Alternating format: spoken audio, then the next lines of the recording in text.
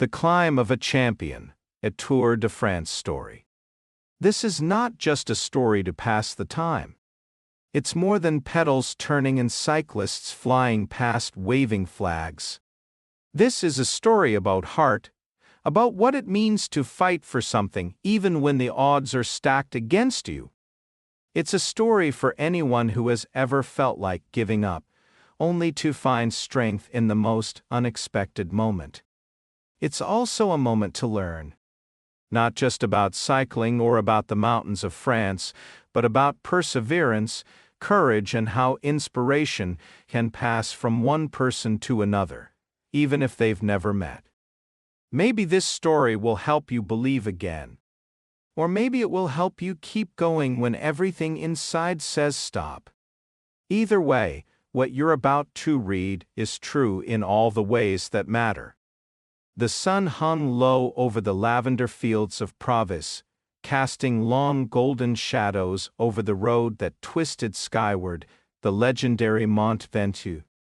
For over a century, this mountain had witnessed suffering, heartbreak, and victory.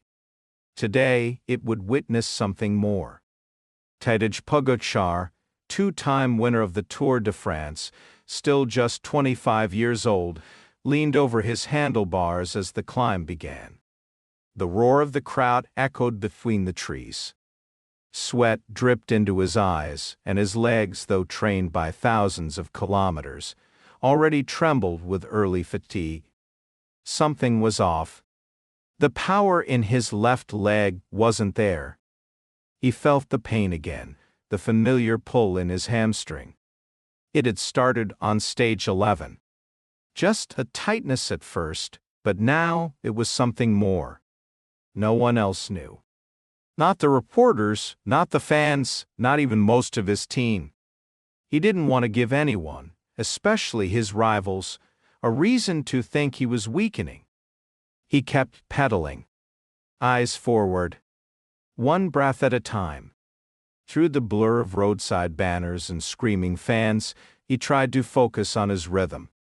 Push. Pull. Push. Pull. Simple. Mechanical. But even machines wear down. And then, something caught his eye. A small boy stood just behind the barrier on the right side of the road. Maybe 12, maybe younger. He wasn't yelling or dancing or waving his arms like the others. He just held up a cardboard sign with shaky handwriting that read, "Pogačar, make us believe." Tadej blinked. In that instant, less than a second, his mind flashed back to a memory of himself standing on a roadside in Slovenia as a boy, watching the tour on a screen outside a bike shop, dreaming of becoming one of them. Now, he was living the dream. But in this moment, with pain crawling up his leg and a yellow jersey hanging in the balance, it didn't feel like a dream. It felt like a nightmare. Still, that sign. That message. It wasn't a demand. It wasn't pressure. It was hope. Pure, raw hope from a kid who still believed in magic. And for Tadej, that was enough. He tightened his grip and shifted gears.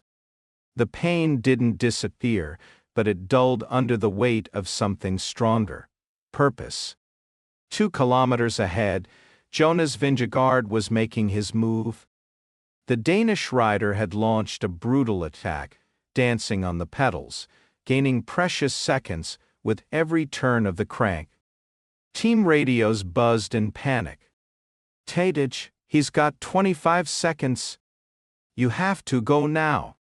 But Tadej didn't respond. He didn't need numbers. He needed that sign. He needed that boy. Make us believe. He stood out of the saddle and began to chase. The fans went wild. Helicopters buzzed overhead. Commentators screamed into microphones across the world. Pogačar is answering. He's going after Vingegaard.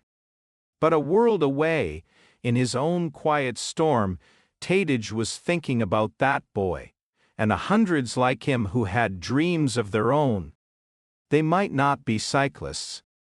Maybe they wanted to be artists or astronauts, or just someone their parents could be proud of. But they were watching. And he had a choice: let them see him break, or show them what it means to bend and still go on. The climb steepened. The heat was oppressive, the wind dry and relentless. Riders cracked all around him, some dropping their heads, others pulling to the side to vomit or gasp for air. But Tadej kept going. Meanwhile, further down the mountain, the boy with the sign was still watching. His name was Luca. And this tour was different for him too. For years he and his father had come to the same bend in the road to watch the riders pass. They would wear matching yellow shirts and chant the names of their favorite cyclists. But this year, it was just Luca. His dad had passed away suddenly in early spring, a heart attack while out jogging. It didn't feel real. Some days Luca still waited to hear his key in the door. He'd almost skipped the tour altogether this year. But something told him to come. So here he was, holding the sign with trembling arms, wearing his father's old sunglasses. He didn't expect a miracle. He just wanted a moment. A memory. Something to fill the space left behind. And then, out of the dust and thunder of wheels, he saw Tadej look at him. Not just glance. Look. See? That moment would stay with him for the rest of his life. Back on the mountain, Tadej was gaining ground. He clawed back second after second, ignoring the screaming in his legs, the flashing pain in his thigh. He wasn't riding for the jersey now. He was riding for belief. The summit approached. The final switchback turned cruelly against the sky, winding like the final question of a long, painful exam. Spectators banged on the barriers, cowbells ringing, flares filling the air with smoke and color. And through the chaos, he crossed the line, just 13 seconds behind Jonas. The time loss was minor. The statement was massive. Reporters rushed him at the finish line, hungry for quotes, controversy, weakness. But Tadej didn't give them what they wanted. Instead, he gave them something better. There was a boy on the climb, he said, sweat dripping from his chin. He held a sign that said, "Make us believe, that's what I tried to do." The moment went viral. Across the world, people shared the image of the cardboard sign and the boy in oversized sunglasses. And somewhere in the Alps, in a small hotel room filled with silence and shadows, Luca lay awake with the sign beside him, reading the quote on his phone over and over. And for the first time since his father passed, he cried. But they weren't sad tears. They were healing ones. The next morning, Tadej woke early. The pain in his leg had worsened, but the spirit in his chest burned brighter than ever. Overnight his phone had flooded with messages, from fans, journalists, former riders. But one message stood out. It came from a private account, simply signed, Luca. "Thank you for seeing me." Tadej stared at it for a long moment. Then he typed back, "You helped me more than you know." Stage 13 began in the rolling hills outside Nimes. The peloton was tense, the air thick with dust and tension. Everyone knew that Ventu had changed the tone of the race. Jonas was still in yellow, but the psychological shift was undeniable. In the team bus, the mood was quiet.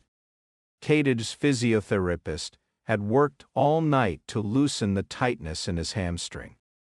He walked with a slight limp, but when he clipped into his pedals, it was as if the pain belonged to someone else. He rode harder that day, not recklessly, but with precision and quiet fire. Every pedal stroke was a message. Every climb, a vow.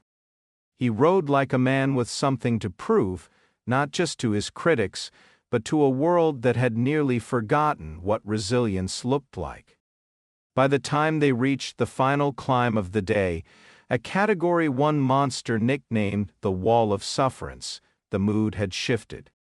Tadej attacked with 2 kilometers to go. Vingegaard tried to follow, but faltered. The Slovenian crested the summit alone, eyes steeled, legs screaming. He won the stage. The yellow jersey was still out of reach for now, but something more important had returned: belief.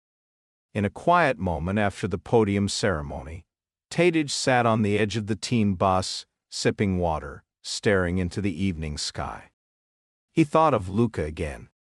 He thought of all the kids on the roadside who would one day dream not just of winning, but of fighting for something worth believing in. And in that moment, surrounded by noise, Tadej smiled. The tour wasn't over. Neither was the story.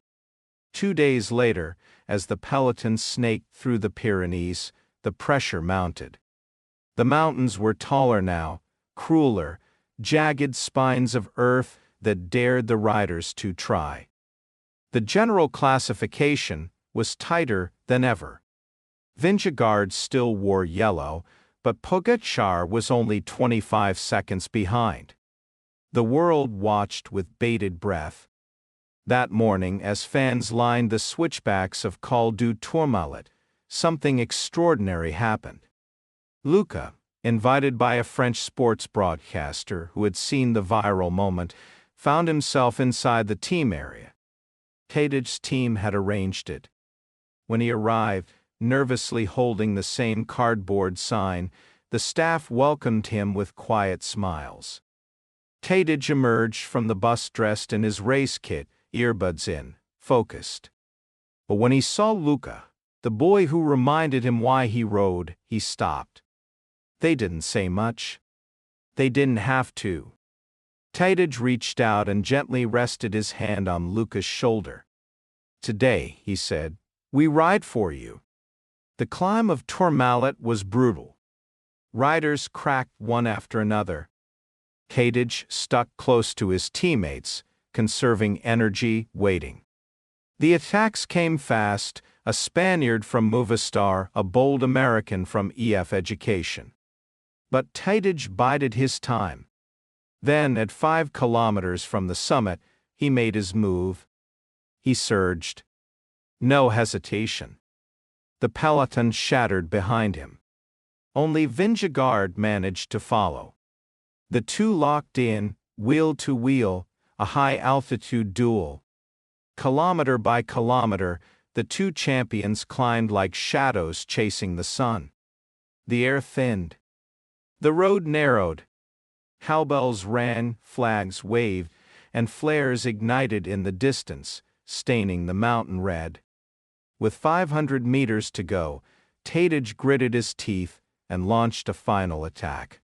Vingegaard responded, but he was too late. Tadej crossed the summit alone. His legs were shaking. His lungs burnt. But his face showed something more than exhaustion. It showed peace. At the finish, reporters swarmed. But it was Luka who greeted him first. The boy ran up as far as he was allowed and waved the sign with both hands. Tadej saw him and lifted his fist in salute. Later that night, after the stage results were announced and Pogačar had narrowed the gap to a mere 8 seconds, the cycling world erupted. Twitter trended with #MakeUsBelieve.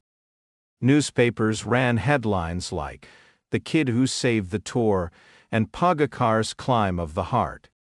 And Luka, sitting on the edge of his hotel bed, finally smiled without tears. That evening, Tadej posted a photo on Instagram, him with Luka, both smiling, both holding the now famous sign. The caption read, "Sometimes the hardest climbs show us the clearest paths. Thank you, Luka." And the world believed again.